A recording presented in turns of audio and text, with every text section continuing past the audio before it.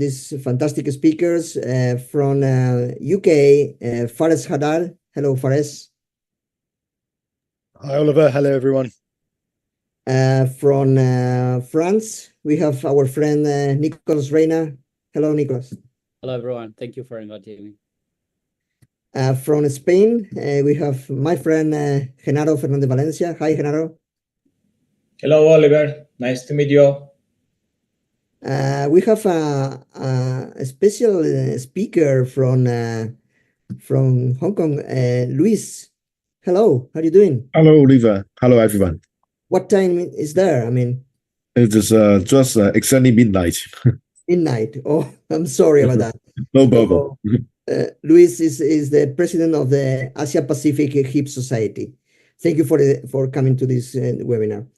Thank you. Have also from Netherlands, Stephan. Hello, Stephan. Hi, everyone. Thank you, Oliver. Really nice to be here. Look forward. We have our European Society President, Eleftherios. Hello, Eleftherios. You're mute. Hello, everybody. Thank you for organizing this wonderful webinar. Thank you. And finally, we have Olga, who is the most important speaker in this webinar. Hello, Olga from Ukraine. Good evening. Glad to see everyone. So I think we are ready to share with you the next 1 hour and a half that we will have this amazing webinar about primary total hip arthroplasty.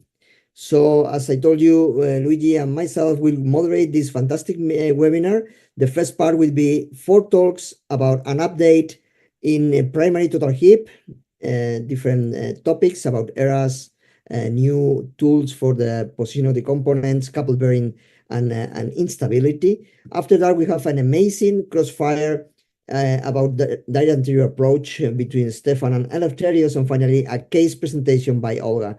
So I think we have to start to have enough time for discussion. And then, Luigi, can you say something before we start our webinar? Oh, we don't need it. We go straight to the topics. Okay. So Jenaro, you can start. Jenaro, can you Thank you very much. I am sharing my screen. Maybe you see it. It works. Is it working? Perfect. Okay. It works. It works. So I've been invited, thank you very much, to talk about the ERAS program in total hip arthroplasty. This is the city where I live. It's a beautiful city of Barcelona.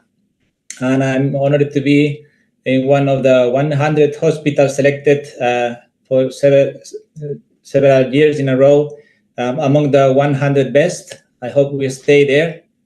And we worked from some few years ago. I'm going to show you the enhancement program for recovery.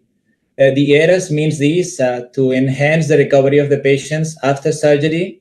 Is equivalent to fast track, it's equivalent to rapid recovery. There are many different terminologies, and some of them are registered trademarks.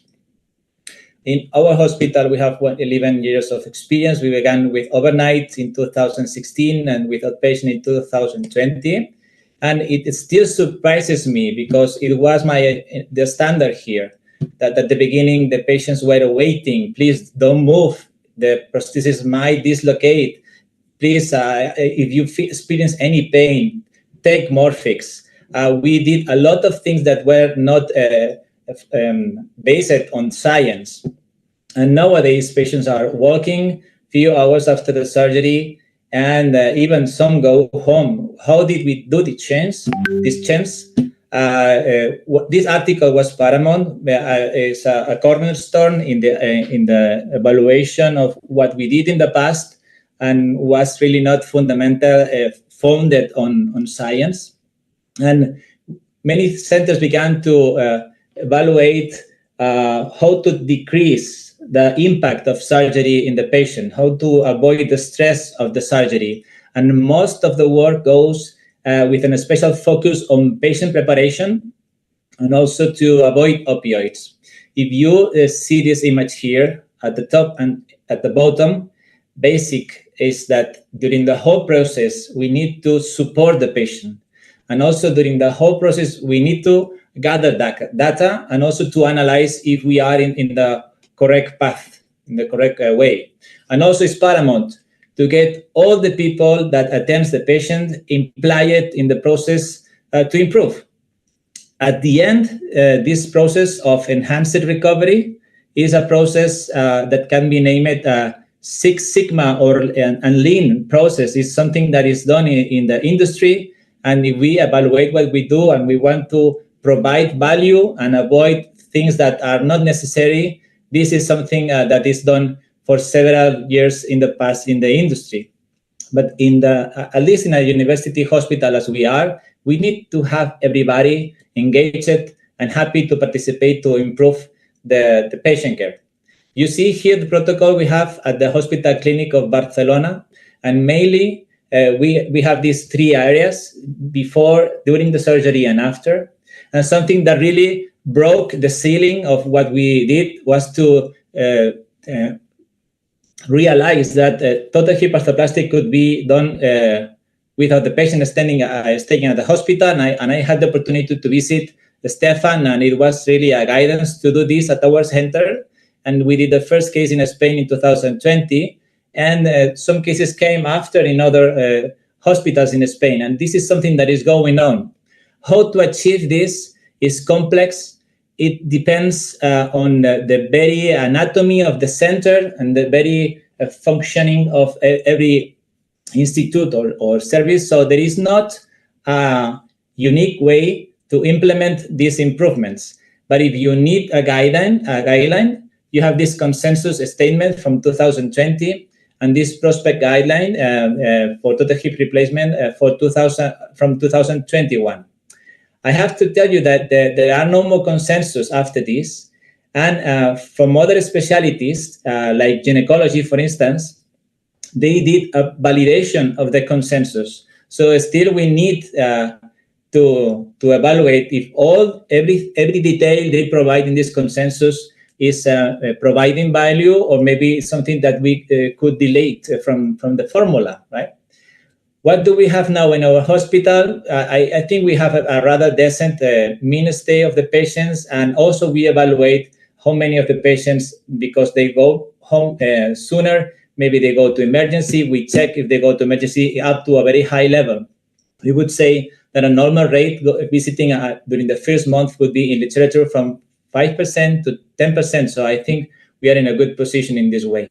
And also we try to do outpatient, but it seems that it's not so easy, at least in our area, to gather patients to perform outpatient. And I found this article, and it really relaxated me a little bit, because it was from Denmark, 8 centers, and they were able to provide outpatient surgery only to 21% of the patients. Because even there were more patients selected for outpatient, almost half of them couldn't be discharged for one reason or another. So still we need to learn a lot on how to improve the patients for the outpatient clinic. In the States, if you see some authors like Lombardi, they have experience in thousands of patients with outpatient, but maybe the profile in the private sector is a little bit different.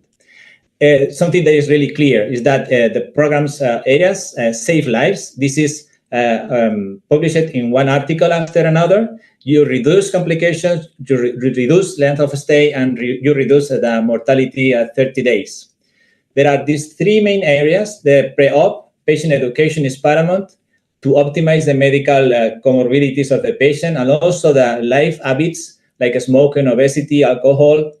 This could be modulated. Also to treat osteoporosis before the surgery could be wise. And also avoiding prolonged fasting and providing loading of carbohydrates is a good idea. I add surgical planning, because if you don't have a good surgical planning, there is not going to be an enhanced recovery. For the surgical procedure, there is a lot to be discussed about anesthesia, and still we don't know if it's better general or neuroaxial. What is paramount is to use tranexamic if it's allowed. And dexamethasone, I'm going to comment about it, has been added to the formula.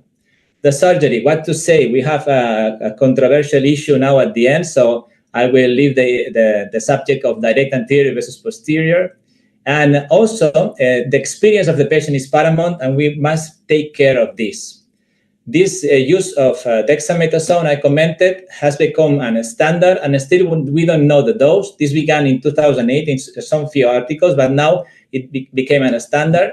And the less amount of dose is 8 grams of dexamethasone, but this provides decreasing pain, this decreasing nausea and vomiting. So it's a very good idea to introduce it. And finally, early mobilization, multimodal pain management, and the post-operative care must be intense, and there must be an adequate support of the patient. And the patient leaves the hospital according to a functional discharge criteria and not according to a strict day of discharge. You can see here walking 4 hours after surgery, this can be done. And about the precise formula, you can see this is from the prospect guideline. What are the drugs? But the fundamental message is that you need to avoid opioids. Maybe some patients do need higher dose of corticosteroids. This has been proposed for patients that tend to catastrophize pain, and this can be obtaining a score. And this was a recent article that they proposed that maybe a higher dose could be good for those patients. And at the end, we only know for certain that uncertainty is waiting for us. We have nothing for sure in the future, but this has come to stay. Fast track, rapid recovery, or ERAS protocol is in our hospital. We decided to name the protocol total hip arthroplasty protocol. This is a standard nowadays, and we need to know to what extent this is going to improve, adding robots, rehabilitation, follow-up apps, big data, or artificial intelligence and new drugs. Who knows? I invite you for the meeting we have next week. If you still don't know it and you want to come to Barcelona, thank you for your attention. Thank you, Jenaro. Let's move to the next speaker, Luis Chan from Hong Kong. Please, let's talk about these new tools to positioning the components in total hip. Luis. So thank you, Oliver, for the introductions, and thank you, European Hip Society, for the kind invitations. Today, I'm going to talk about the new toys to correct position total hip. So let's have a brief introduction where I'm working. So I'm working in Hong Kong, the southern part of the China, and then in our 4 hospitals, we are quite blessed with a different kind of robots. And then today, I'm going to talk about how robots are going to help us. So disclosure relevant to today's presentations. So with the robot, let's go to the history.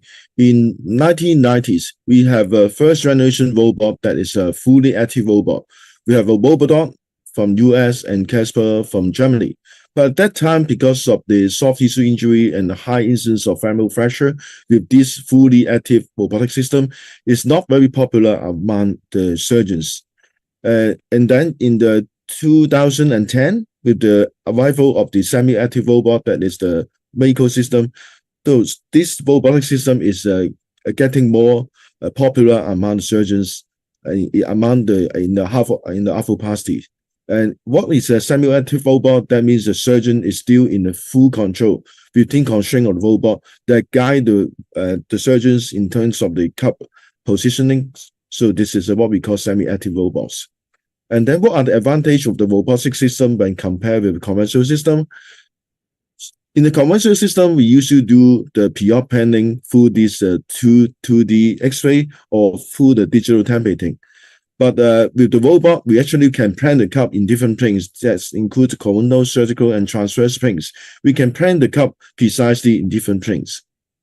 So we know that I think the cup position is very important in total hip, and then cup position is associated with dislocation, psoas impingement, a lot of different complications.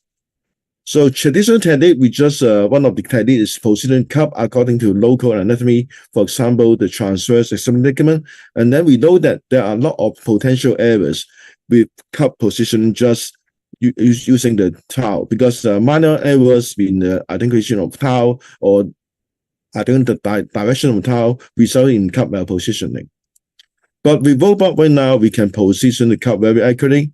With the robotic guidance after the registrations, we can position the cup up to 1 degree accuracy in the inclinations and versions. We can also position the cup, the depth up to 1 millimeter accuracy. so it's very precise. So right now we can have a very good accuracy and high precisions with the availability of the robotic-assisted technique. Moreover, I think apart from the inclination versions, I think the offset is also very important. So with the robotic planning, we can actually plan the cup very precisely. We can mimic opposite hip in terms of lengthening and compound offset. This restores the hip biomechanics, and that is very important. So also we know that traditionally we position the cup according to dimensionalization, but we know that the pelvis is never a stationary only structure, and actually it moves from standing to sitting positions. For example, if during sitting your pelvis cannot posterior tilt, it will have posterior impingement, anterior impingement, posterior dislocations. So because of the male clinic data and exercise data, I think if you position the cup just based on relaxation, it's never safe because it can still dislocate. And then we have the concept of functional safe zone. And then in the robotic system, we need to enter those spinopelvic kinematics in the computer system. For example, we need to measure the lumbar lordosis and then pelvic tilt. As shown in here, we enter pelvic tilt angle and in standing and sitting positions. And then you can see here the functional cup position change according to these functional positions. Moreover, we also can, after the initial implant positioning, we can check the cup positions to see if there's impingement or not. For example, here, the red part is the impingement part. We can adjust the cup and then to decrease the interventions to reduce the chance of the implant impingement. That also helps to decrease dislocations. So with the available of the robotic system right now after total hip mesh, and then I can have a free mobilization, no hip precautions after total hip replacement. So what are the evidence of robotic total hip helps? And then it showed that it increased the radiologic accuracy in terms of the implant positioning. Also, it resulted in less risk of dislocation when compared with conventional total hip. It also showed improved functional outcomes in midterms up to 5 years. So with robotic today, I think that is extremely useful, especially in our Asian hip pathology. We have a very helpful in the robotic hip. For example, this is patients with a bilateral crosswalk dysplastic hip with a good PR planning, and then after bone registration as shown here, also with very accurate cup reaming under robotic guidance, we can position the cup on both sides in the anatomical hip centers. So also in our case, as about erosions, we can also plan the cup and then plan the open positions so as to restore the anatomical hip centers. Another case of hip protrusion because of tumor erosions, we can ream the acetabulum and then according to the ream fit of the cup, and then we can position the cup very nicely. Also, another case with dysplastic hip with a previous failed acetabulum and femoral osteotomy, we can also position the cup very nicely and accurately. So, of course, robot is not without any limitations. We know that it's substantial in installation curve, learning curve, and radiation exposure. So in summary, I think these enabling technologies helps a lot in the cup positioning and improve radiological outcome, decrease dislocations, improve functional outcomes. It's very helpful in complex hip, but we do need more long-term data to show its results. With that, thank you for your attention. Thank you so much, Luis. Fantastic presentation, and probably we can discuss later on.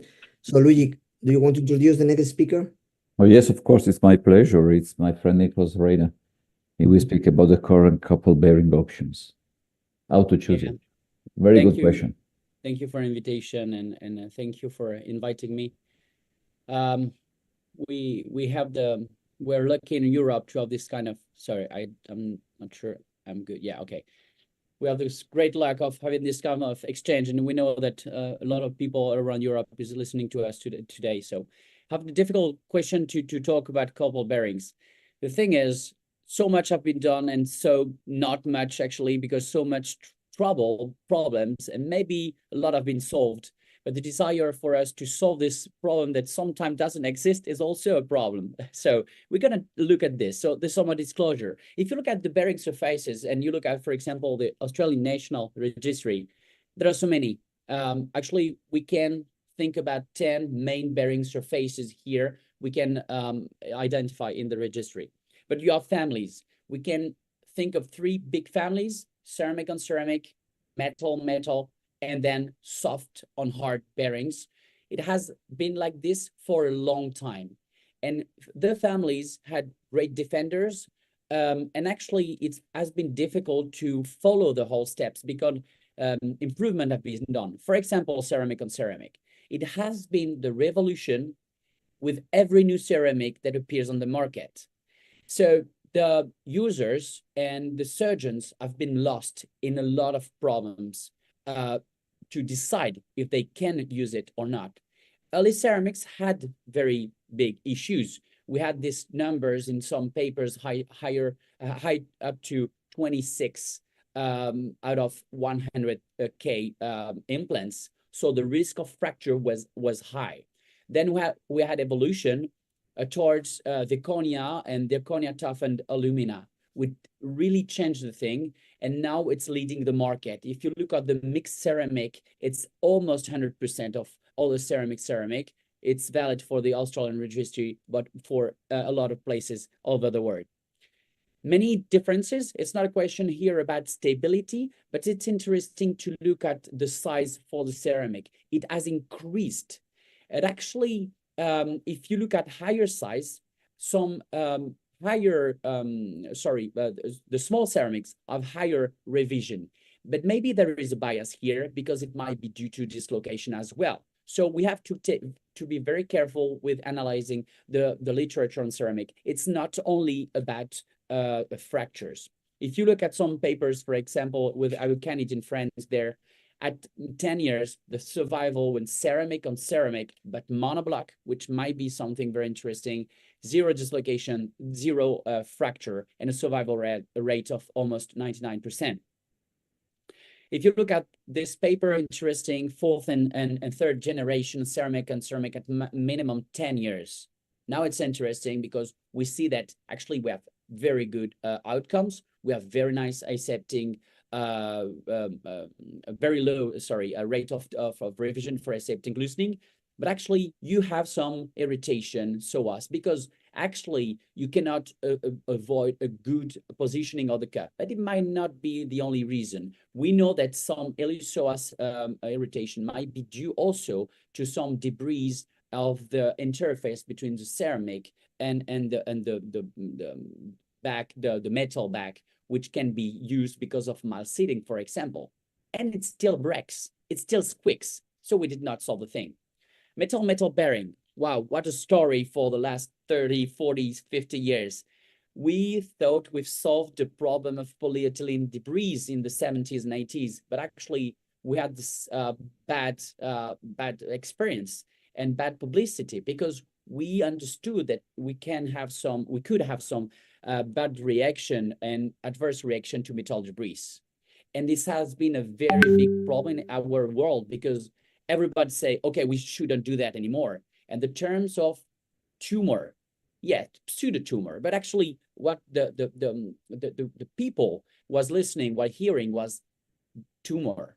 And to date, there is no evidence of teratogenicity or very risk of tumor, proper tumor. So we have, again, avoid this, and we maybe have thrown the baby with the bath water again. And maybe this is not such a big issue. Actually, there is an issue. And we've shown that actually there are 2 types of wear there.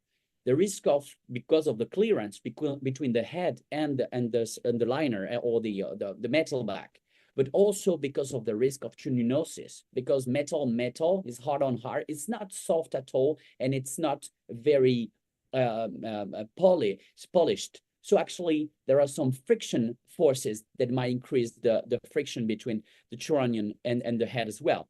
So is this still an acceptable option for THA? We might think that it might, there is something here also, because if you look at the registry, actually, the results are not catastrophic. For the resurfacing, of course, it's still an issue. And again, have we avoided a false problem? Because actually, the decrease of the use of resurfacing is crazy, and less than 70% in the last 20 years. Is it good? Is it worth it? Is it I mean, a good option? I'm not sure, because if you look at the results and the functional outcomes, they are great. And even the revision rate are not what we could have seen with the large head metal. Resurfacing performs still good, okay, with experienced hand, maybe in males, maybe in some young patient, okay. But now we see that less market make the industry quitting this this option. Maybe it's not optimal for some patients. So now other option as are coming, the British ceramic on ceramic might be a good option. We have some early results, but we need to some further studies and long-term studies to be sure that we can do that. And metal on PE, actually we think about it for a long time, but it's 30 years, 40 years, it's coming, improving. Good results for the new options, but actually it didn't go hard on the market and still interests a few surgeons. Now hard on soft, maybe it's there, the option and the solution for a lot of things. It concerned a big increase in the last decade, and for a good reason, because we solved one of the main problems in orthopedics and hip surgery is the polyethylene wear, because we started cross-linking the polyethylene. There is no discussion now for the last 10 years. A cross-link poly is better than any other poly. We don't have this risk of delamination, and the risk of revision at 10 and 20 years is definitely better. There might be also bias there. Look at what we see in the registry, and the Australian registry show that the use of larger heads have been concomitant to the use of a cross-link poly. So there also a decrease of the revision for risk of dislocation that might explain also this lower risk of revision for any case. What about the super cross-link poly, vitamin E doped, pimped up with some vitamin E, maybe by blending or diffusion? Look great on the papers, but actually in the papers, there is no change in the rate of revision so far. Some promising results, but no strong clinical data. Thus, an increase of 20% per year has been observed all over the world. Might have some problems here. Still, systematic review show no real clinical significant advantages. And though, if you look at the friction torque with ceramic and with cobalt chrome, actually you increase the friction torque. So maybe you waiting for no new problem of stenosis. Last words for dual mobility. I put it aside, maybe because I'm French, but also because it's very difficult to assess with just everything I just said, because there is two mobilities. There is huge evolution between the Busquet cup in the left and the new options with ceramic on poly, new poly. Not much has changed in the results since the review literature we produced a few years with the Mayo Clinic. The problem is we have some concerns, yeah, still, because we analyze same thing, dual mobility construct was dual mobility. It's a different topic. It's not the topic for today, but we might think about this. But the intraprosthetic dislocation that has decreased a lot might be better with new polyethylene, yet all-cause revision in osteoarthritis, really similar results compared to the rest of the bearings, yet low rates of revision. We know this now for dislocation and instability. Possibility of cross-link poly in dual mobility so far looks very similar. We need long-term results, no difference. Literature reviews are very disappointing. It just said what I said.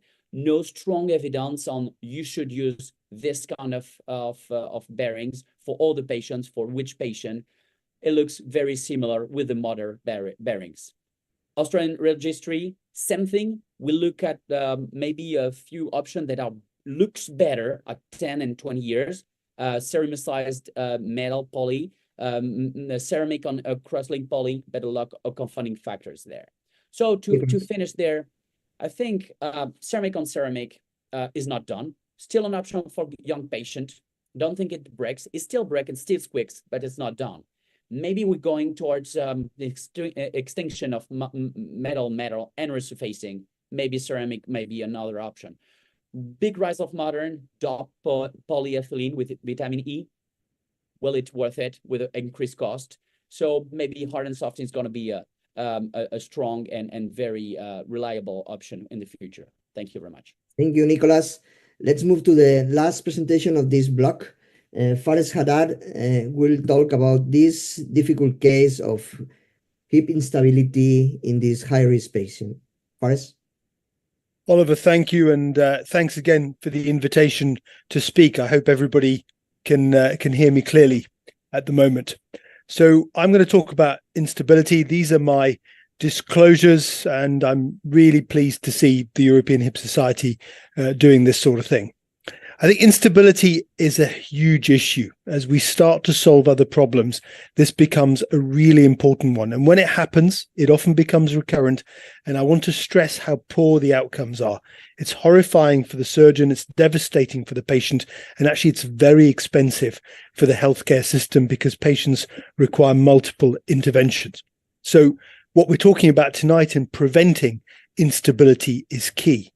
I want to highlight the importance of it as well with these two papers, one from Steve Jones's group, one from my group, highlighting that even if a patient only dislocates once and is reduced, their outcome, their patient-reported function and satisfaction is lower than other patients. It's a problem that stays with the patient.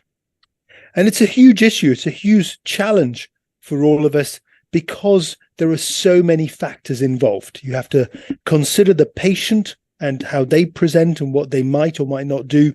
There are multiple surgical factors that we can influence. There are implant design and choice factors.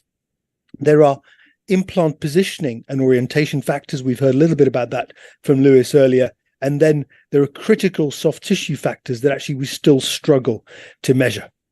So the way we tend to think about it is to look at the number of risks. And there are a number of issues here, like increasing age, female gender, increasing BMI, medical, particularly neurological morbidities, alcoholism, and some indications for hip arthroplasty, like trauma or osteonecrosis, where there was previously a normal hip. And of course, revisions, where the risk just has to go up and you have to be more sensitive to the issue of the need for stability.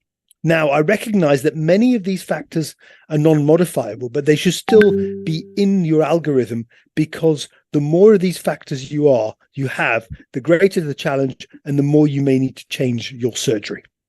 I think one of the key questions here, if you have a higher risk patient, is should you be operating on the patient? Because if you are in a high volume institution with experienced surgeons and access to all the techniques, the rate of instability goes down. So there's no question about the volume outcome relationship in this area. So I think we have to be cautious from that point of view and try and centralize the higher risk patients. You have to consider your approach. We're going to have a debate later about the approach, but depending on your approach and how you do the operation, the risks will be different, and the way you should do the operation for each patient will be different. Technical errors are key, and we need to learn what to avoid. The retroverted cup, the vertical cup, excessive anteversion. We focus a lot on the socket because it's easy to measure, but of course you have to measure and think about the femur too. And we're increasingly tuned in to impingement, not just implant on implant impingement, but also impingement on bone. So taking time during the surgery to clear the bone that it might impinge on, measuring it, as you saw from Lewis earlier, and clearing that bone is also key. And then understanding that you can have impingement on the soft tissue. So there are lots of things we can do intraoperatively to optimize that patient and reduce their risk of instability. As I said, evaluating the soft tissues is tricky. The metrics that we have are incredibly blunt, like the Baton score. But in reality, we all recognize the patients who have ridiculous range, and we have to be extra cautious, both in counseling these people and adding that in as a risk factor when we're looking at our algorithm, as I'll speak to later, because some patients just have poor soft tissues. Some patients have been extremely unlucky and lost their abductors for one reason or another. That's a huge, huge risk factor. That takes us to another level. Those are the ones which are almost unsolvable without real constraint. I think the key, as in everything, is good, careful surgery. So there are lots of tests you can do in the operation to make sure you're restoring the right biomechanics for that patient and hence improving their stability. And in this day and age, again, as we've heard earlier, so there'll be a bit of repetition here, there are enabling technologies that will help you get that hip right for the patient. There are lots of fluoroscopy-related modules, intraoperative radiographs, there is navigation, of course, robotics have now arrived. Lewis has nicely presented this concept of functional positioning, of looking at each patient as an individual, considering their center of rotation, their combined offset, their version, their tilt, their leg length, and also their spinopelvic relationship in order to try and optimize stability by reducing impingement and getting all those things right. That's led us to a technique where we do the femur first, we record what's happening on the femur, we understand femoral version and offset before the implants are in. We can then factor in corrections and adjustments on the acetabulum and use bigger or more constrained bearings if needed. And then you end up, by doing this, having flexibility, as you've seen, and being able to get a plan for that patient and reproduce it. If you want details, this paper that we published a couple of years ago shows all the adjustments that we tend to make in order to optimize biomechanics and stability. Our RCT, as you heard, has shown improved implant positioning using this technology, and big data studies from the US have shown less instability when you use 3D planning and computer-assisted robotic surgery. What else can you do? Well, as we've already heard from Nicolas, you can go to bigger heads. Bigger heads are very helpful from that point of view. They increase the jump distance, they decrease component-to-component impingement, and there's really good level 1 data. So going to a 36 or so, there's good data. Above that, there isn't great data, and we know there is a limit to what you can do with head size, but in principle, a bigger head size is a very good thing, particularly in revision surgery. You've heard about dual mobility. I knew our French colleague would talk about it before I joined, but I think dual mobility is a game changer in terms of avoiding instability. If you cannot get to a place where you can avoid impingement, then using the power of dual mobility is key. There are, of course, multiple downsides to it as well, including having an extra interface, which can create problems. Bear in mind, as you heard from Nicolas, that there are lots of different types of dual mobility. So I think you have to still be cautious before applying it for everybody, but it's certainly a solution that's increasingly available for us in the high-risk primary. Constrained liners, really interesting. They give you stability, but they have a lot of failure modes. So I think apply them very carefully. So in our practice, we evaluate every patient for risk. If we think a patient is high risk, and that's up to 3 of those risk factors I mentioned earlier, then we'll tend to go to dual mobility. If there are more than those, or big neuromuscular compromise, or the abductors are gone, particularly the posterior abductors, that is when we will still use a constrained bearing, even in this day and age when we have access to dual mobility very easily. So just to summarize, this is a huge problem. So giving it some thought in every patient and evaluating every patient before you start is really key. Recognize the risk factors aren't modifiable, but they are things you and I need to think about and compensate for in our surgical strategies. So think about the high-risk patients, modify your operation, your implant, your technique, your planned position to get soft tissue balance in that patient, and use all the available aids that you can, and of course also educate that patient. We've gone away from dislocation precautions, but in the high-risk patients, you sometimes have to rein them in a little bit. I make no apology for making this individualized. You cannot have one rule for everybody. There are many factors that contribute here, but with increasing technology, with better implants, with more flexibility, bigger heads and dual mobility, I think we're in a very good place right now, provided we think about it. Thank you very much. Thank you, Fares. So now we are ready for discussion.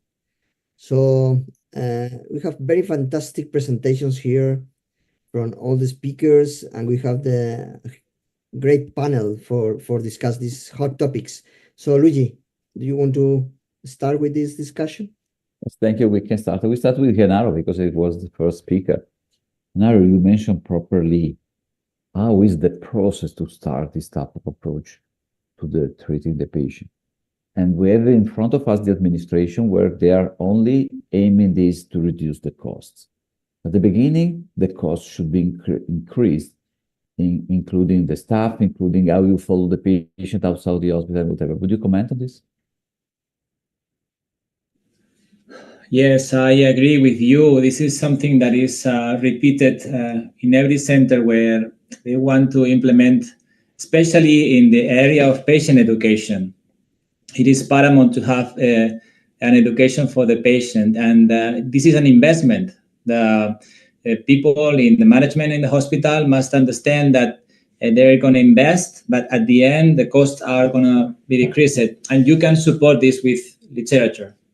Of course, there are many approaches possible, but at the end, there is a need of time with the patient. It can be the doctor. In the private clinic, you dedicate more time and you explain everything. Then you can do this education, but this time is needed. It can be the nurse. It can be a physiotherapist. In fact, in our hospital, we have an interview with a nurse, and every patient has almost 40 minutes with this nurse. I don't have this time. And this nurse, in Miami, they name it the navigation nurse. Was a special amount of money provided for this project, and she dedicates only to hip and knee arthroplasty. Is her work to help the patients in navigation in the complex system of the hospital. And this has expanded to other specialties. I saw in the news in Spain that now if you're going to give birth, you're pregnant, you're going to see how it's going to be the environment. You're going to know everything. So patient education is going to all areas. And I think that the centers that are not implementing this are getting behind. So it's good to show the news, it's good to show the papers, and to make them understand that investment is going to return savings. Yeah, I agree with you. How you manage the outpatient? Do you have an emergency service, an on-call service, if any patient have any concern or any problem?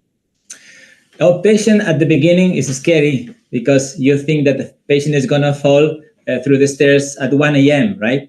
But usually patients tend to sleep at night. And we don't provide an emergency telephone. We have the emergency department, of course, if they want to go there, but none of the patients we did outpatient were going to emergencies. And we have a regular hour of office from 8 a.m. to 8 p.m. in which they can do the phone call to the nurse they knew. So it's the same nurse they met and they had the interview and they had the education that they can contact. And when we discharge these patients in the afternoon, they go to their home. They know the instructions. They know the painkillers they can take in case of pain. They know if they rest. Usually there is not a strong pain. And the day after surgery, this same nurse is doing a phone call to check if everything is going to be all right. And the patients know that. So that somebody from the hospital is going to phone me tomorrow in case I have any consultation. And I guarantee you, if you do the correct treatment, if you provide the corticosteroids and everything, it's very rare that the patient is going to need a demand in the same day at a late night. And in that case, he or she could go to emergency, but this is really rare. Yeah. Thank you. Luis, you mentioned that you cannot see the tau in all the patients? I think in some of the cases, in 100% of my patients. The only case is when I cannot see the tau is a severe post-traumatic acetabular fracture or a patient that were treated with an open reduction during the young age because of congenital hip dislocation. Otherwise, it's always visible.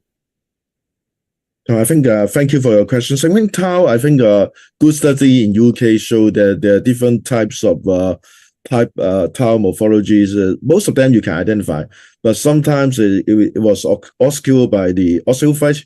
But sometimes in the sparse hip, you may not find the tau. I think we have different morphology of tau. Probably UK studies in a cohort show that. But sometimes tau just a very short ligament. When you try to have your cup positioning with the edge of the cup parallel to the tau, but just a minor tilt, it can potentially result in errors. I think in my conventional technique, I still use tau, but tau doesn't take into considerations of those spinal pelvic kinematics. But right now, with the available of those robotic technologies, I can easily probably manipulate the cup position to tackle the spinal pelvic kinematics. And also another thing is I think in robots, I have a more consistency in hitting the right target. I think in terms of the reproducibility when compared with the conventional technique, I think robot definitely give me a very consistent results in terms of the cup positioning. I think I do appreciate some of the expert surgeons here. They don't use robot, but they are very good in terms of the techniques in the conventional technique. But in my center, we have surgeons of varying experience. I think with the use of robot, that gives more consistent results. Moreover, I use robot also as a teaching tools, because once I put the cup according to robot, I will probably assess the tau, whether it's parallel to that. I think that will be a very good probably teaching tools to my residents also. They initially put the cup and then to see whether it's a parallel to tau. I think that helps also as a teaching tools. So I think tau, I think is in conventional technique, I still use that, but with a lot of variability, right now I have a more consistent result in robot. So what do you suggest to the poor, not robotic guys? Which landmark? You are rich, you work in a rich hospital, but for the poor guys, how to do it? So I understand that robot, that is a substantial probably installation cost, maintenance, but I'm sure just like the smartphones, as it become more popular, the price will decrease, and then it will increasing utilized in different centers.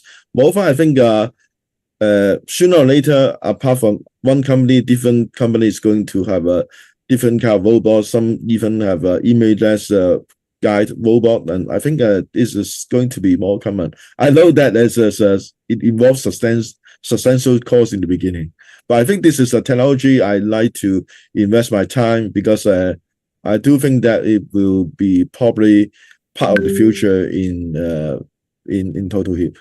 Thank you. So I have some, Luigi, we have some questions from the panel. Eleftherios, you raise your hand? Very, very quick comment. I think, thank you, Luis. This is very, very useful. Of course, I mean, if you use robotics, you cannot, it's not necessary to use tau or other landmarks, because you do this exercise virtually, and of course that bypasses we do for the knee robotics. But I think tau is a very important structure, and I agree with Luigi, should be seen. I understand sometimes it's ossified because there is an osteophyte inferiorly that should be actually removed. You can't leave this osteophyte alone. You should remove this osteophyte, and sometimes you find the tau underneath. And then if you do really, and I think this is a kind of a wonderful opportunity to ask between us, how many of us we do the spinal pelvic assessment before surgery in real standing and sitting or deep sitting lateral view, and then classify our cases. I personally do. It's a kind of straightforward process, but then we use tau to actually, after the classification in categories, use tau to actually orient our socket. And as far as said, it's very important for the dynamic positioning of the socket, which is the new concept. So to actually make a bridge for the next session is not a matter of approach, it's a matter of dynamically positioning the hip in order to be Stop. This is next topic. This is next the right way to do the hip replacement. Huh? Nicholas, you mentioned metal debris in ceramic on ceramic. That's interesting. Is it impingement, or is it impingement of the liner against the neck, or is it many things on literature for this? It's true for ceramic, and it's also true for joint mobility construct. And we are underestimating something that might come. And Faris was talking about, and all the guys was talking about less experienced surgeon and the use of tools. We have to understand that new toys comes with risks. And for example, in France, you have this huge thing for a long time saying, okay, dual mobility for everyone. And I'm very fond of it. But you have to understand with new toys, you have new difficulties. Don't say dual mobility for every surgeon in the world, same thing. So, and the literature says the mal-sitting, and I was citing this study by Bengoa, 11% of mal-sitting position of the sleeve. And same thing for a ceramic. We know that the ceramic have had great problems because actually a lot of ceramic insert were put inside poorly. And if you look at the paper by Van Ditolian team, actually the results at more than 10 years, show 99% survivorship, 0 fracture, 0 dislocation with large head ceramic. Doesn't make sense with everything what I said, but actually good results. So monoblock option might be interesting. So to answer your question, it's Miguel, one of the French great surgeon, was saying, think that these can be also the psoas, for example. This inflammation may also be because of the debris. Don't forget this. Yeah, Luigi, we have only 1 minute. There was a question from the audience from Jenaro Pinet about the use of this dual mobility in some kind of fusion of the lumbar spine. Any comment for us? Yeah, sure. I mean, I think that's one of the things you factor in. I think the key things to consider when you're doing any hip and using technology is the socket, the femoral version, and the femoral offset. And just remember, the literature previously has not really, apart from our Swiss and our Japanese colleagues, hasn't factored in the femur.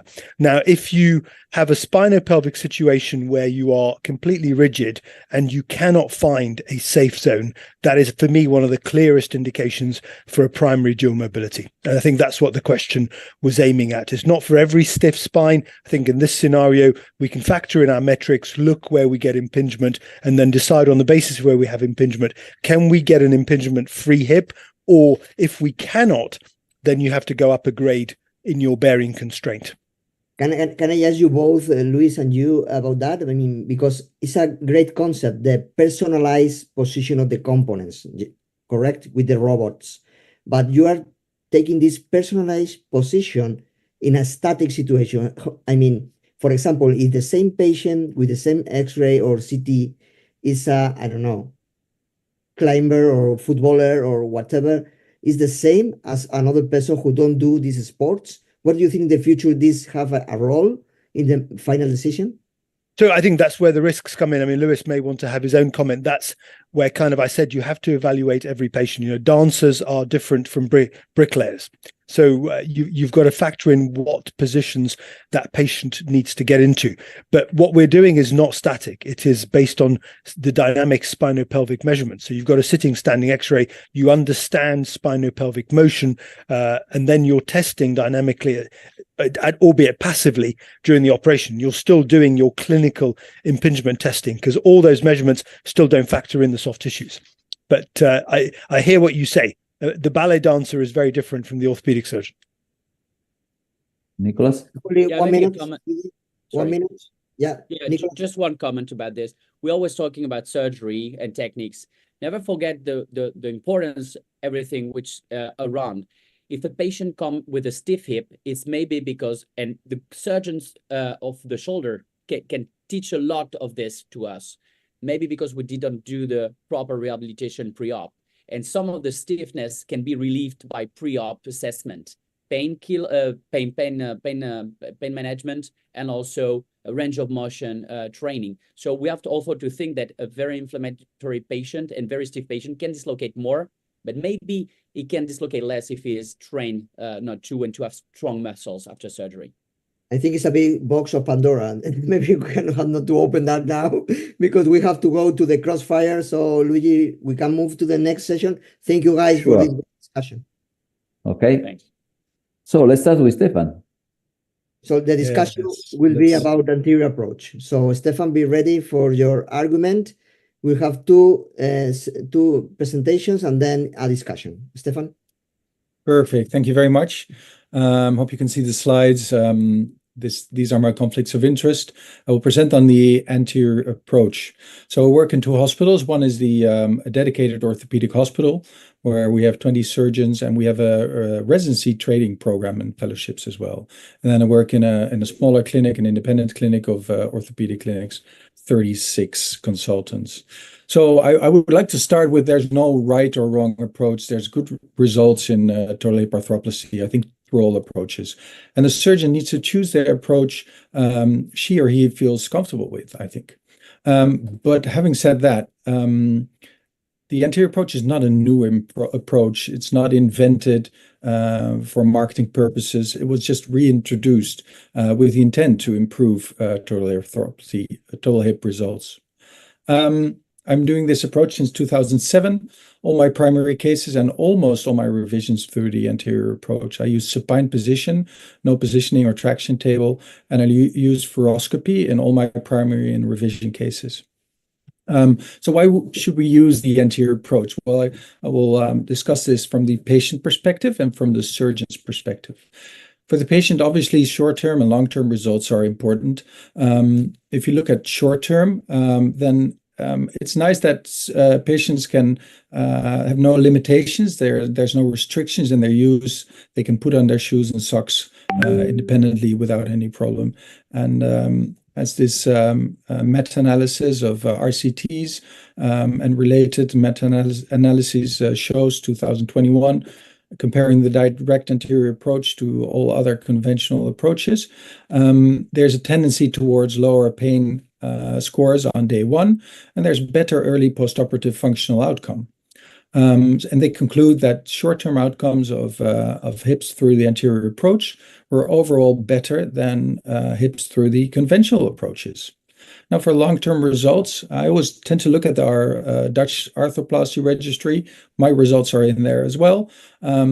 We performed a study in 2009, which we published in 2019, looking at young patients first, almost 20,000 hips, patients younger than 55.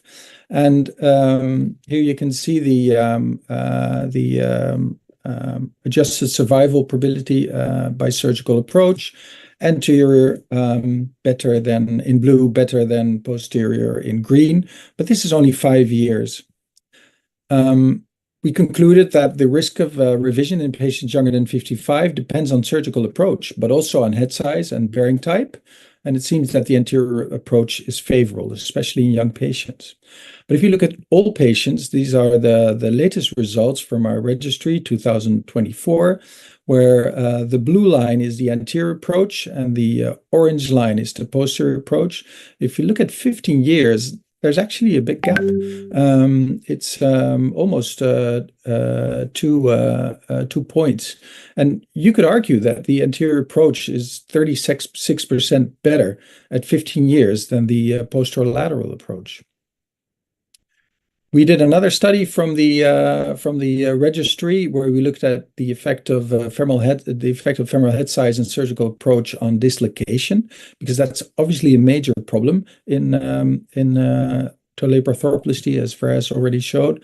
We looked at almost 270,000 hips placed between 2007 and 2019.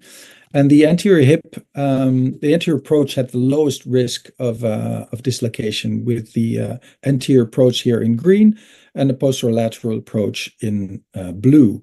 And the thing is, what's striking is that this dislocation is increasing in time. So it doesn't stay. It's not in the first few weeks only. It increases in time. Now, from a surgeon's perspective, it's nice that the approach is extensile. You can extend it proximally through the Smith-Peterson approach. Distally, you go posterior to the lateral fasces. You can do basically all revisions through this approach, and this helps. And then there's obviously the benefits of the supine position, where in this study of Paul Boulay, he concluded that the pelvic position is more reliable when the patient is in supine position, which seems obvious, but it also leads to more consistent orientation of the acetabulum. So we just heard some presentations on this really cool robot. I have one available at my hospital, but this study in 2020 2022 in the Journal of Arthroplasty compared the robot-assisted surgery to fluoroscopy-assisted anterior hip surgery. Almost 260 consecutive cases, single surgeon. And the objective was to determine the differences for the accuracy of the acetabular component placement, but also leg length discrepancy, femoral offset, global offset.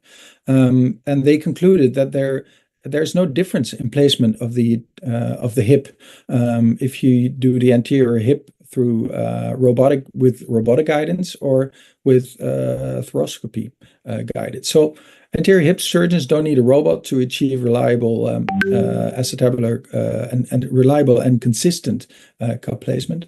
In our hospital, there's only one surgeon still doing the posterior approach, and he needs to use the robot, and the rest of us, we use the fluoroscopy.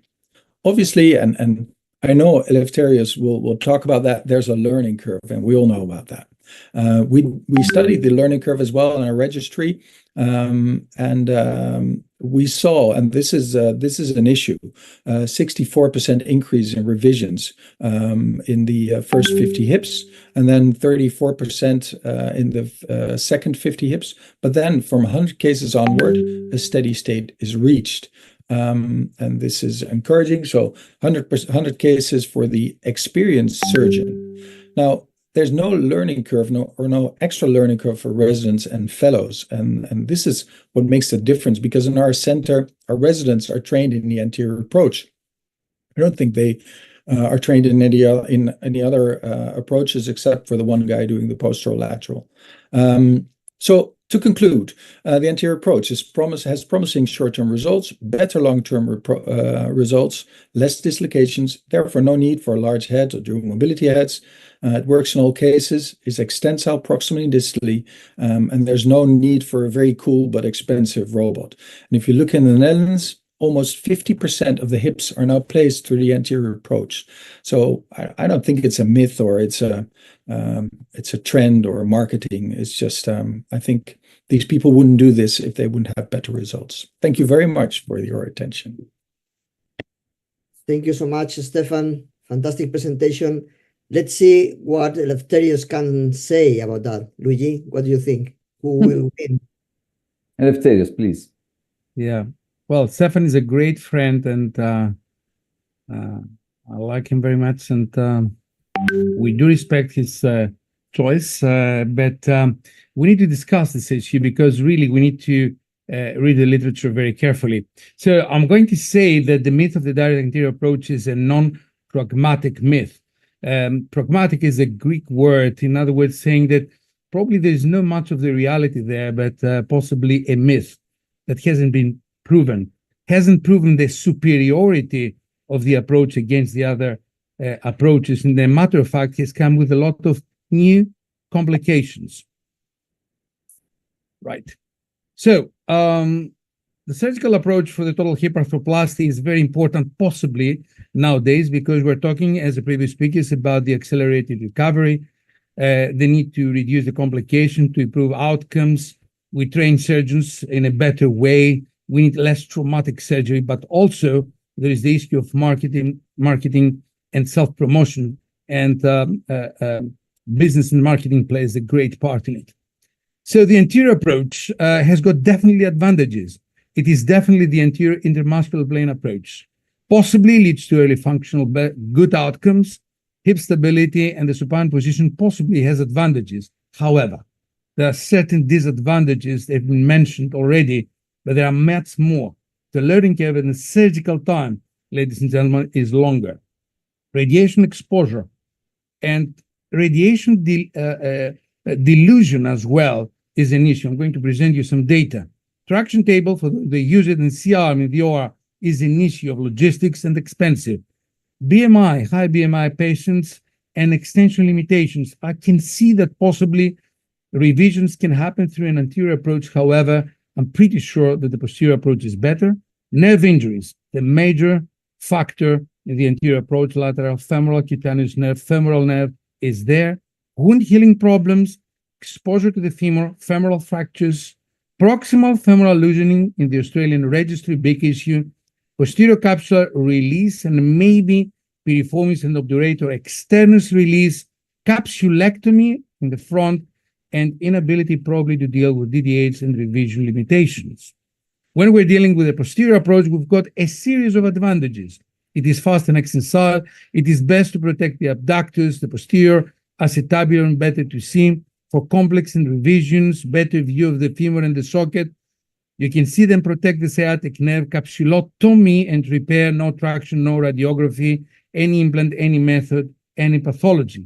Possibly the risk of stability, but I think this is historic. I'm going to show you some results. Early faction versus direct anterior and the piriformis preservation we do nowadays. I'm going to show you only data from 2020 onwards in big journals with great impact factor. JBJS 2020, a list of complications through the anterior approach. This is reality, it's not a myth. Learning curve, radiation exposure, inflammation, wound complication, vascular injury, lateral femoral cutaneous nerve, superior gluteal nerve, stem, sagittal alignment problem, and early fractures.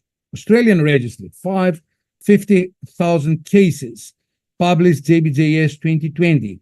More loosening and more fractures in the anterior approach group. Canada, 30,000 cases, hazard ratio 2.07 for major complications, 3.5 times more infection, 2.6 more dislocation, 1.7 revision, published in JAMA 2020 for the anterior approach.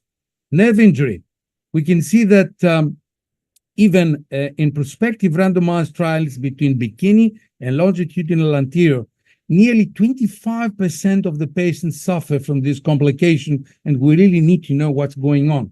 Femoral nerve injury, placing the anterior retractor in the 1 or 2 o'clock position, the electromyographic signal changes for the femoral nerve and probably femoral nerve palsy. Don't be fooled by fluoroscopy.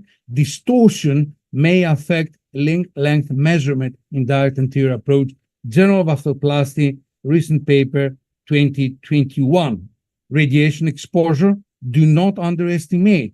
I appreciate the use of it, but for every 60 cases, you receive 1 hour of radiation. Is this safe? I don't think so. Moving on, longer operation time. I guess that in very experienced hands, the time is not too long, but here we are. PLOS ONE 2021, 9 studies, 3 blinded RCTs, 6 non-blinding RCTs, 20 minutes longer. Journal of Arthroplasty 2020, 3,000 cases, direct anterior in better patients, slimmer, less bone mass index, less ASA status, although this was happening 27 minutes more time. Longer operation time in meta-analysis of 63 RCTs in JAMA network. Periprosthetic joint infection, another problem, 24,000 patients in Hip International 2022. Direct anterior odds ratio 1.4. If you have high BMI, direct anterior hazard ratio 1.1. 16,000 cases, Journal of Arthroplasty 2023. 2019 comparative study, direct anterior versus non-direct anterior, significant more deep infections, so 1.22 versus 0.63, and possibly no difference in this meta-analysis. Periprosthetic fractures, major problem. Early fracture with the anterior approach may be related to learning curve, and early loosening, however, a problem. Australian registry, 50,000 cases. I mean, the loosening of the fracture is too much, ladies and gentlemen. Moving on to data from BU and HSS. Non-cemented injuries, 2.2 incidents of fracture, 3,000 cases, and an issue of flex sagittal problem. The flexed, implant in sagittal level of in the direct anterior group is a problem and may be the cause of femoral perforation. 4,000 cases, 16 patients sustained perforation during broaching. This is a kind of an unnecessary complication. Moving on to dislocation rate. I think this is the myth. The dislocation rate is not different, ladies and gentlemen, between the approaches, and especially in the era of larger heads, 32s and 36, and the area of spinopelvic evaluation. You can see here, 2022 Fernandes in surgery, 15 RCTs, no different. Similar dislocation rate, RCTs, no different. Meta-analysis, Journal of American Academy Surgeons Journal, 2021 Canadian study, also studies from other places around the world. No difference between approaches. In a matter of fact, this paper from HSS, posterior approach 0.35% at 2-year follow-up dislocation rate.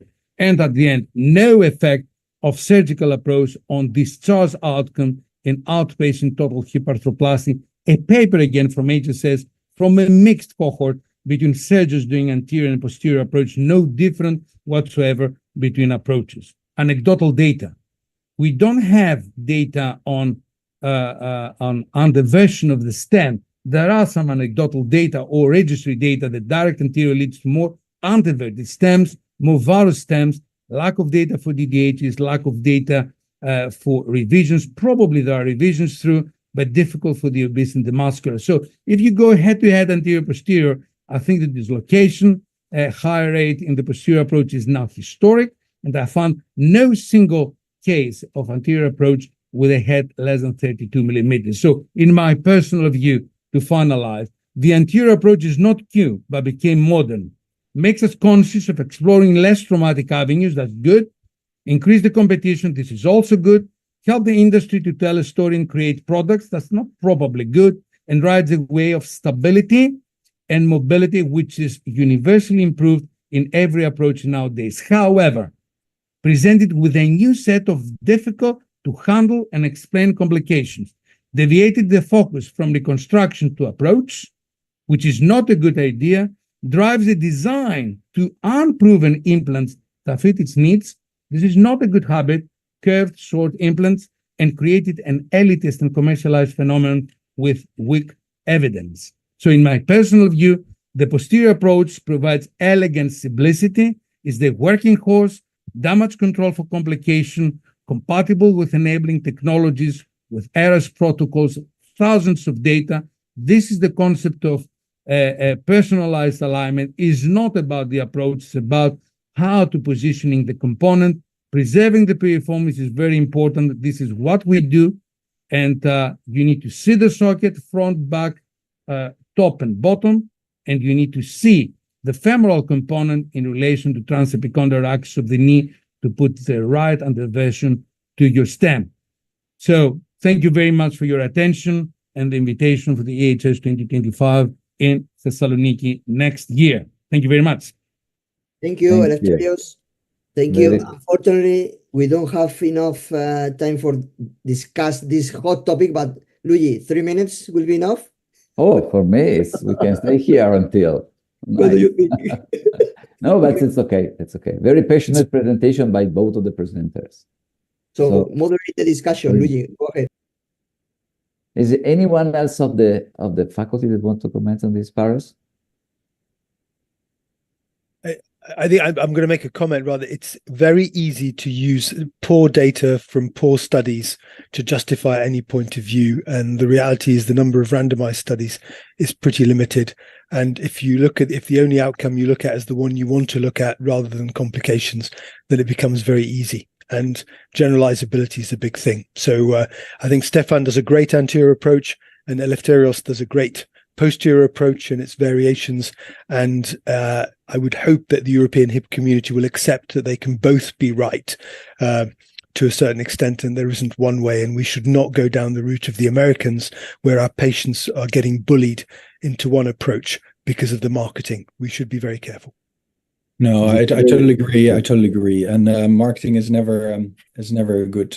It's not wise. And I agree that you can gather all the information that you can get. However, if I look at my data from the arthroplasty registry, which is a big pile of all hip surgeons in my country, and if I compare it, then dislocation is an issue, especially in posterolateral surgery. And obviously, there's dual mobility and bigger heads, but despite that, there's still an issue on long term. And I'm not sure whether there are other registries that have this long data of anterior hip surgery. So Australian registry has some, but they've had some problems with specific stems from Medacta, but also the stem from the Accolade stem from Stryker. So, but we need a lot of research, and I think we can live together with both approaches. Agree. But be careful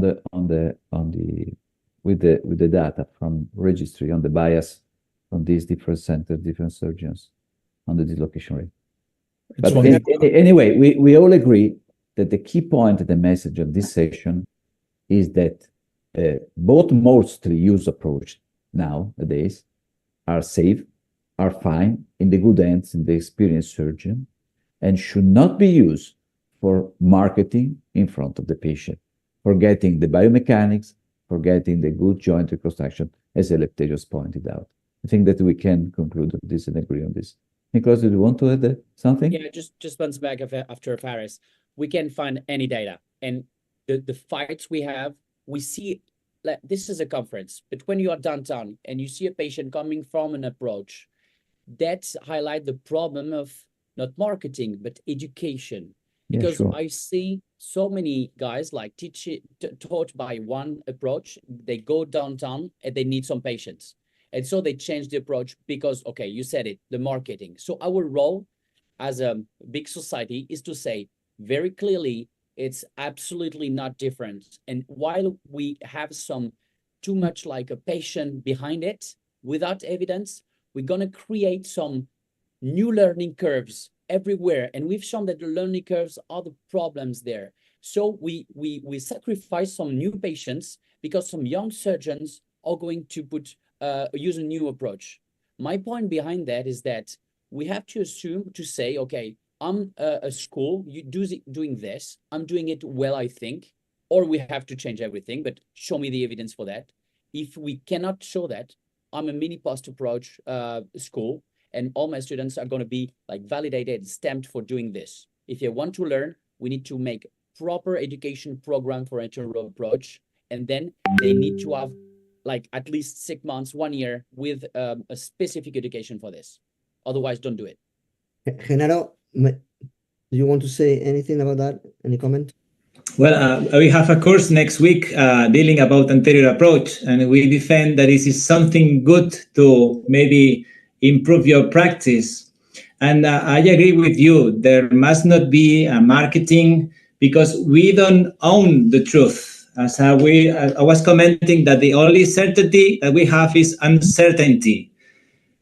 But from our experience, it was a huge change. And I guess that every surgeon has the opportunity to check and maybe to try. But as Eleftherios was saying, and also Stephan, there is a difficult learning curve if nobody did it in your hospital and you're going to begin from zero. So you must wait the advantages. And also, what is your volume? It's not the same low volume, 30 total hips in a year, that doing over 100. If you're willing to do anterior, maybe it's good for you that you learn a lot in cadaver labs, in courses, and also have a high volume. Otherwise, you don't want to enter here. I defend that there are advantages. I also admit that you can struggle the literature and make a juice to defend your options. But I am part of those surgeons that went to anterior, and I tried lateral. I tried also Watson Jones invasive. I tried posterior. My friends, I had dislocations with posterior that I never had before with lateral. And I am sorry, I don't agree. I think there is a point to defend in anterior, but we need more evidence and we don't need marketing. I agree with that. Sorry, guys, but we have to go on with the cases. I think it's time. Okay. Let's move then. I mean, we need to vote. I mean, the audience need to vote the winner. Remember that. So can we show the question, please? And the audience, please come vote. I mean, panelists can vote as well. So please vote in favor or against this anterior approach. Vote. Jenaro, you can vote as well. Well, you can't. Panelists can't vote. I cannot. No, you are not allowing me. We are not allowed to vote. Oh my God. Why? Why? Eleftherios has 10 votes, I think. From the president. Eleftherios is He's the president, of course. The president. You have to use the system. What else? Yeah. Can vote It's several all about times. presidency. Yes. vote. If you don't abuse the system, you're not the right president. Okay. Wow. Yeah, but there were many Greek attendants. I think probably something under the table. They are Thank you. all from the department of Eleftherios. Congrats, Eleftherios. Congrats. Final comment. I'm not against. Ah. I'm not against the anterior Well, it approach. seemed like it. It seemed a lot like it. I'm not Yeah. against the anterior approach. I say that, in good hands, very good results. I accept every approach. I think we're moving forward to dynamic hip positioning, and Faris touched upon this. And it's a new way forward. Femur first, maybe new technologies will have with the impingement spinopelvic introduction. This is where we're heading. The approach will be definitely an interesting point, but it's not going to make a superiority-inferiority issue. We'll see. Thank We'll you, see in guys. time. We'll see. Thank you, guys. Let's move to the We case. still love you, Stephan. We still love you. And we wait in Greece. And I still love you. Come It's to okay. Greece. I mean, Eleftherios won and need to invite us in Thessaloniki during the Congress. So you have to Of invite course, us. you're invited. Of course, you're all invited. Okay, Olga, let's go to your case and please keep the panelists for the participation of the case. Olga, please go ahead with the presentation.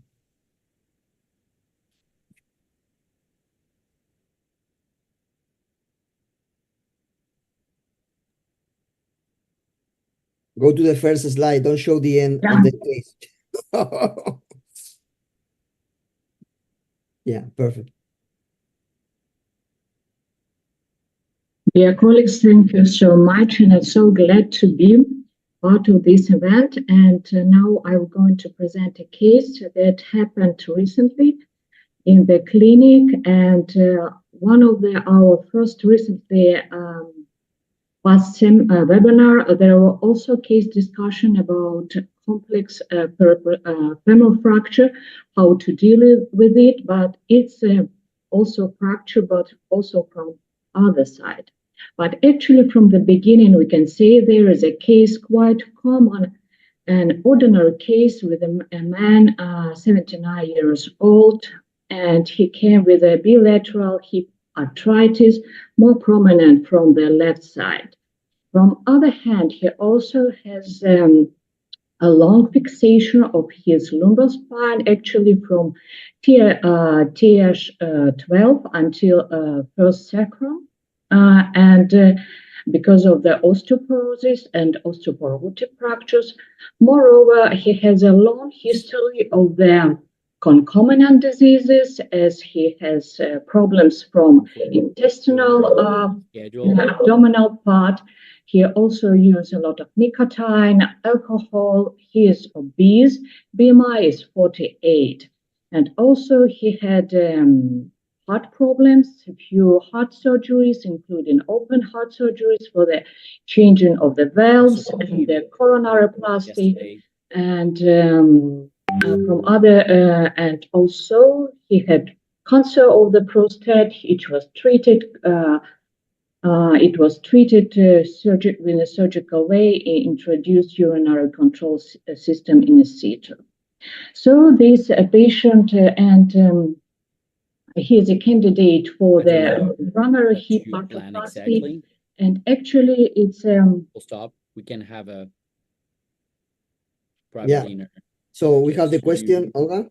Yeah, and we have a question. Is a standard question: what is your pre-operative planning? What would you suggest? What would you go as for dual mobility or like functional positioning of the cup according to this situation for probably this affected spine-pelvic relationship? And from the radiology department, we didn't get an opportunity to have this X-ray in a sitting position. So what I argued for? Yeah, Olga, the audience voted in a 70% the option of dual mobility in this case. So fantastic option, but Luigi. can we ask any of our speakers about this option? Yes, of course, but I think that the majority they will agree or not. Anyone can say a standard cup in this case? Well, any of the speakers? Yeah. I would consider another third option that would be a dual mobility with a correction of the position of the dual mobility. I mean, dual mobility is not saving everything. And if impeachment is going to provoke even the dislocation of the dual mobility system, maybe this cup needs to be a little bit more vertical or anteverted, right? So if I use dual mobility, I also consider that the spine is too rigid. The point is that we exactly don't know, and we rely on algorithms, and it can be provided by some planification systems or calculations we can do with this rarely done X-ray standing and sitting. Are you doing, Olga, these X-rays standing and sitting regularly? Yeah, normally we do, but at this period of time, unfortunately, no. But normally, yes, sure. For the planning, yes, it's so important. But at the end, then you do the calculation of the sacral slope change, and then how do you apply these numbers to take a specific decision? I mean, it's quite common when you see the delta of the going out of the range of the delta changing of the parameters from standard sitting position. So then you can go for the more anterior, most of the cases of the stiff or the fixed spine. Okay, but this would be in a range maybe of 5 degrees or 7 degrees, right? Yeah, exactly. It's not a big amount. So to control this amount of 5 degrees, how are you sufficiently precise, right? So no, we are not sufficiently precise. We do not use robotic in our everyday practice. So we are not so we have to rely on our own eyes and on intraoperative X-rays. Yeah. Amazing. Let's move with the case, Olga, because we need to finish. Yeah, to move on. So yes, for this case, we went for.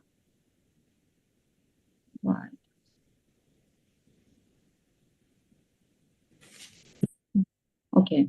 For this case, yes, we went to the dual mobility cup, cementless fixation of the cup with from Brownard's dual mobility inlay and also with the cemented stem. But during the surgery intraoperative X-ray, actually we didn't see anything like suspected. But afterwards, in 2 days, when we made a standard X-ray, so we saw this fracture of the pericipitable fracture, and immediately patient was sent to the CT. When you saw the actually transverse fracture that happened intraoperatively with the fracture of the anterior and posterior column. But moreover, we've been surprised because it was also transiliac fracture.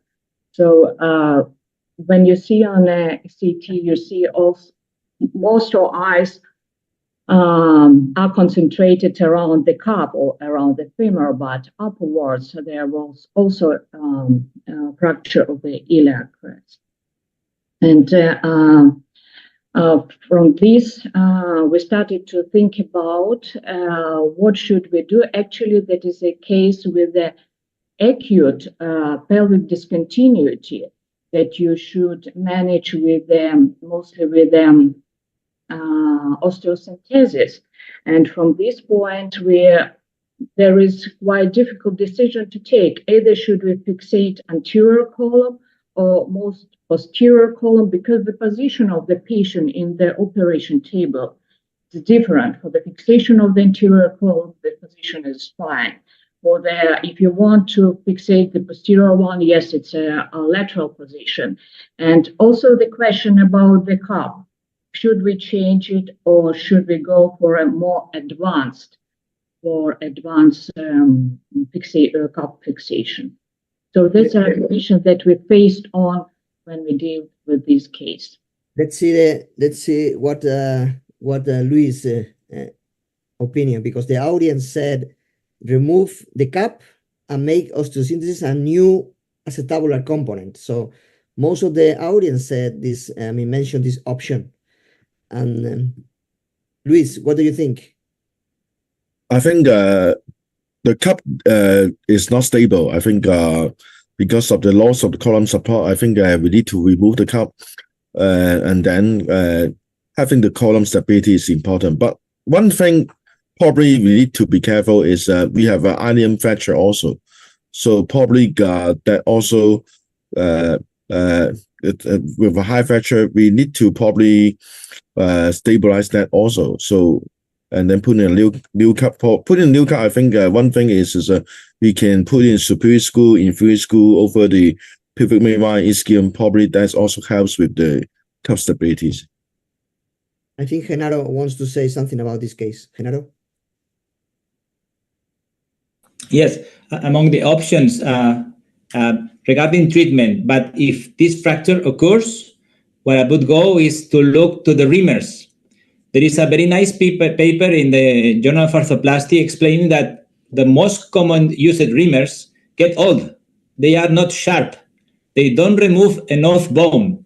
So sometimes when you have some fractures occurring once and once again, maybe you need to go to the operating room and to look that maybe those reamers are not sharp enough. Maybe they were used 2 years or 4 years in a row and nobody did a new change of these reamers.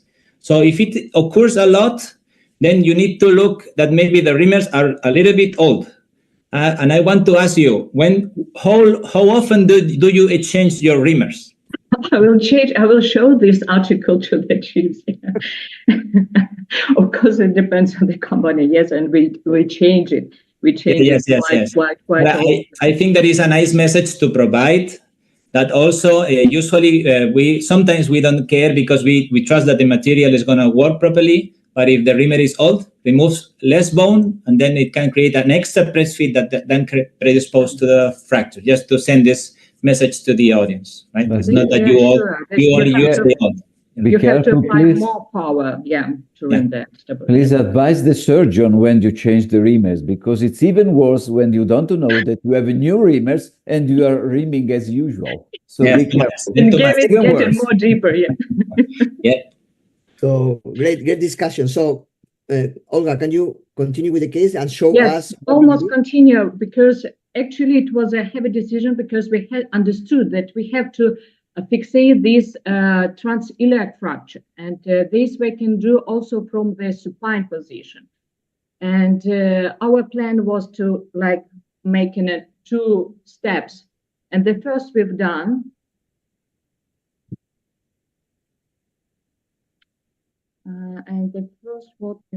it's a stopper approach. The first one is a window approach from the to get an access to the iliac part of this transverse fracture, and we fixed ears with the 2 plates, and then went with the stopper approach and put a plate on the anterior column.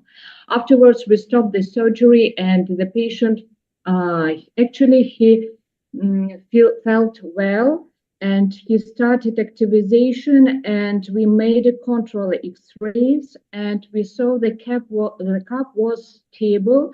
He was able to walk without any signs of pain. And actually these X-rays, they are from yesterday. He came yesterday to the follow-up period.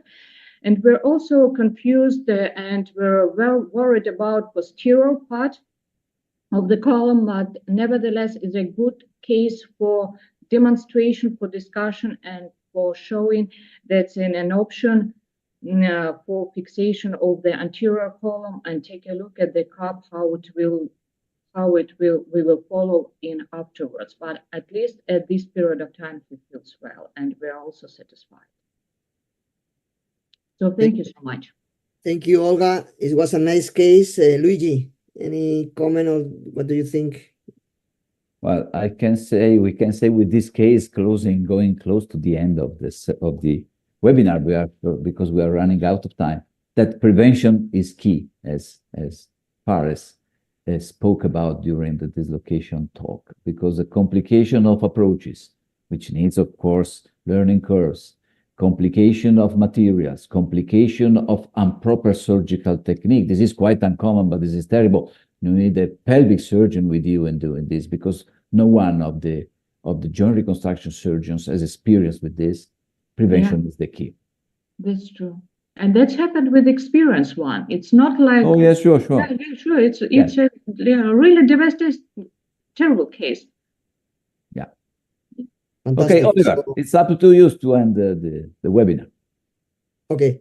Thank you so much, everyone. It was a very fantastic webinar with a very funny discussion with these great topics. I mean, the trick is all of us are friends. So that's the reason, because we don't fight just until one point. So thank you so much, everyone, for your participation. Also for the attendees, for the great interaction. Hopefully will be very funny for all of us. And you can see in replay in the European Hip Society website at any time if you have time to do it. And also, I would like to invite you for the next webinar that will be revision total hip arthroplasty next Thursday, 28th November at the same time. So I will see you here in November and also in the replay of the webinars. Thank you, everybody. Thank you. Bye. Thank you. Bye bye. Thank you. Thank you. Thank you. Bye-bye. Thank you very much. Oliver. Bye-bye. Thank you, everybody. Bye, everybody. Good night.